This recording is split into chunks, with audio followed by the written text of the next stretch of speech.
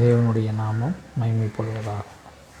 பழைய ஏற்பாட்டு காலத்தில், அதாவது கிமு காலத்தில் பரிசுத்தவான்கள் மரணம் அடையலாம்.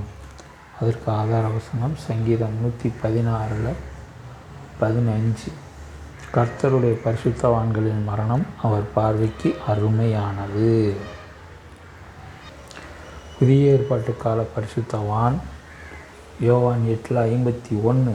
ஒருவன் என் வார்த்தையை கைக்கொண்டால் அவன் என்றென்றைக்கும் மரணத்தை காண்பதில்லை என்று மெய்யாகவே மெய்யாகவே உங்களுக்கு சொல்கிறேன் என்றார். இந்த வசனத்தோட விளக்கம், ஒருவன் என் வார்த்தையின்படி கை கொண்டு நடக்கிறானோ, அதாவது சத்தியத்தின்படி நடக்கிறானோ, அவன் பரிசுத்தவான், அவன் தேவனுடைய பிள்ளை, அவன் இரத்தத்தினாலும் மாம்சத்தினாலும் புருஷனுடைய சித்தத்தினாலும் பரவாமல் தேவனாலே பிறந்தவர்களாக ஆக்கப்படுகிறான். அவன் அடிமை இல்லை. அதனால் அவனுடைய சரீரமாகிய வீட்டில் நிலைத்திருக்கக்கூடிய தகுதியை பெறுகிறான். இவன்தான் இப்பொழுதுள்ள கிறிஸ்துவை பின்பற்றக்கூடிய பரிசுத்தவான்கள். பழைய ஏற்பாட்டு கால பரிசுத்தவான்கள் போல அல்ல இப்பொழுதுள்ள பரிசுத்தவான்கள்.